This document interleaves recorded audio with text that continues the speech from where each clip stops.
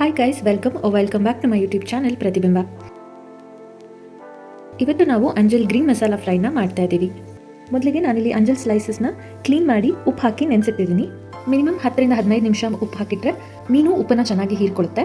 Green masala ಮಾಡ್ಕೊಳ್ಳೋದಕ್ಕೆ ಅರ್ಧ ಹಿಡಿಯಷ್ಟು ಪುದೀನ ಸೊಪ್ಪು, 15ರಿಂದ 20 ಎಸಳು ಬೆಳ್ಳುಳ್ಳಿ, 1 ಸ್ಪೂನಷ್ಟು ಕಾಳು ಮೆಣಸು, 1 ಹಸಿಮೆಣಸು, ಖಾರ ಬೇಕಿದ್ದಲ್ಲಿ ಹಸಿಮೆಣಸನ್ನು ಜಾಸ್ತಿ ತೊಗೋಬೋದು, ಸ್ವಲ್ಪ ಕರಿಬೇವಿನ ಸೊಪ್ಪು, 1 ಸ್ಪೂನಷ್ಟು ಕಲ್ಲುಪ್ಪು, 1 ಚಿಕ್ಕ ಈರುಳ್ಳಿ ಅಥವಾ ಅರ್ಧ ದೊಡ್ಡ ಈರುಳ್ಳಿ, 1 ಇಂಚ್ ಶುಂಠಿ,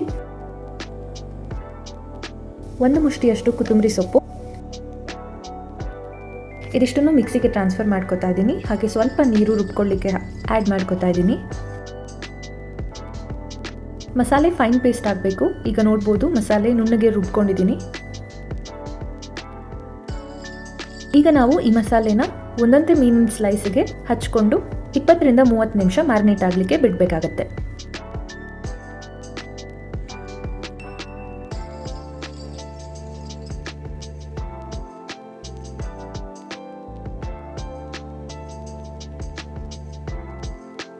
ಈಗ ಅರ್ಧ ಗಂಟೆ ಆಗಿದೆ ಹಾಗೂ ಮೀನು ಸಹ ಒಳ್ಳೆ ರೀತಿಯಲ್ಲಿ ಮ್ಯಾರಿನೇಟ್ ಆಗಿದೆ.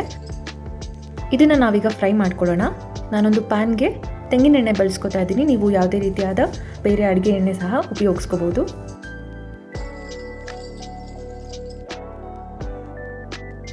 ಎಣ್ಣೆ ಕಾದ ನಂತರ ಒಂದೊಂದೇ ಮೀನಿನ ಸ್ಲೈಸ್ನ ಆ್ಯಡ್ ಮಾಡ್ಕೊಂಡು ಹೋಗೋಣ. ನಾವಿದನ್ನು ಆಲ್ರೆಡಿ ಮ್ಯಾರಿನೇಟ್ ಮಾಡಿರೋದ್ರಿಂದ ಇದು ಬೇಯೋದಕ್ಕೆ ಹೆಚ್ಚು ಸಮಯ ಬೇಕಾಗಲ್ಲ.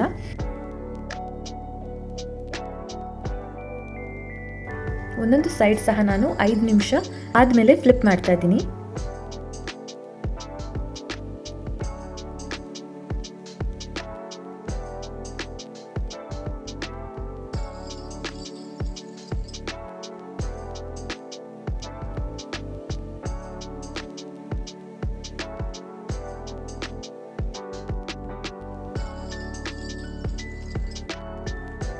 ಈಗ ನೋಡ್ಬೋದು ಅಂಜಲ್ ಗ್ರೀನ್ ಮಸಾಲ ಫ್ರೈ ಸವಿಯಲು ಸಿದ್ಧ.